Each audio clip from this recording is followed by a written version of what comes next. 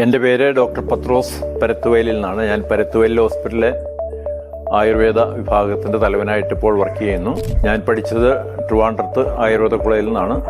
ഞാൻ അവിടെ നിന്ന് BAMSഉം അതുപോലെ MD ആയുർവേദത്തിലും ബിരുദമെടുത്തയാളാണ്.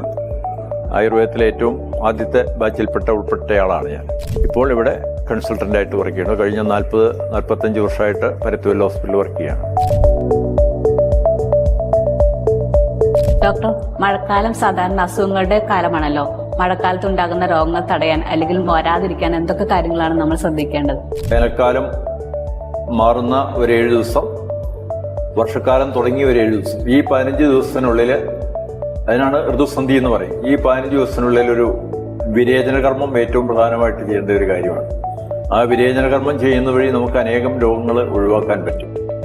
അത് ഈ വർഷക്കാലം തുടങ്ങുമ്പോൾ മാത്രമല്ല, ഇപ്പോൾ വർഷക്കാലം മാറി മഞ്ഞുകാലം തുടങ്ങുമ്പോഴും, മഞ്ഞുകാലം മാറി വേനൽക്കാലം തുടങ്ങുമ്പോഴും, വീണ്ടും വേനൽക്കാലം മാറി വർഷകാലം തുടങ്ങുമ്പോഴും എല്ലാം ഋതുസന്ധികളുണ്ട്. അതായത് ഒരു ഋതു മാറി അടുത്ത ഋതു വരുന്നതിനിടയ്ക്കുള്ള ഒരു 15 ദിവസം, അതിനാണ് ഋതുസന്ധി എന്ന് പറയും. അപ്പോൾ ആ ഋതുസന്ധിയിൽ ഒരു വിരേചനകർമ്മം ചെയ്യുന്ന ഏറ്റവും അത്യന്താപേക്ഷിതമാണ്. നമുക്കതുകൊണ്ട് ക്യാൻസർ പോലെയുള്ള അനേകം രോഗങ്ങൾ നമുക്ക് ഒഴിവാക്കാൻ പറ്റും. വയറിളക്കുന്നതിനായിട്ട് വളരെ നിസ്സാരമാണ്.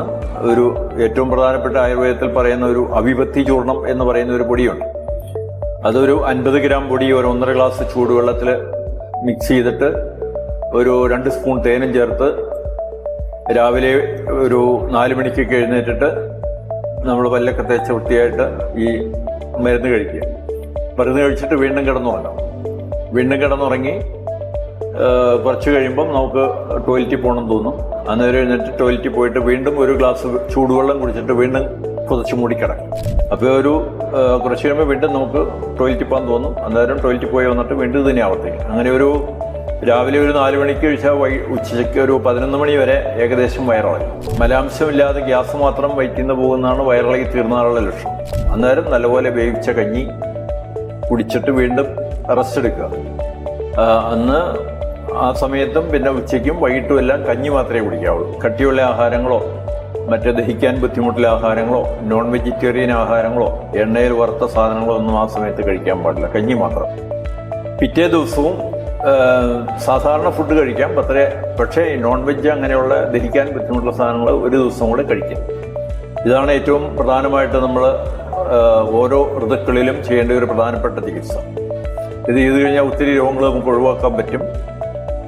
പിന്നെ നമ്മൾ പ്രധാനമായിട്ടും വർഷക്കാലത്ത് ചെയ്യേണ്ട ചര്യകൾ, അതായത് ചൂടുള്ള വസ്ത്രങ്ങൾ ധരിക്കുക, ചൂടുള്ള കാലാവസ്ഥയിൽ ജീവിക്കുക, കാറ്റ് മഴ ഇതൊക്കെ ഏൽക്കാതെ വളരെ അടച്ച മുറിയിൽ, പക്ഷേ അതേസമയം വെന്റിലേഷനുള്ള മുറിയിൽ താമസിക്കുക.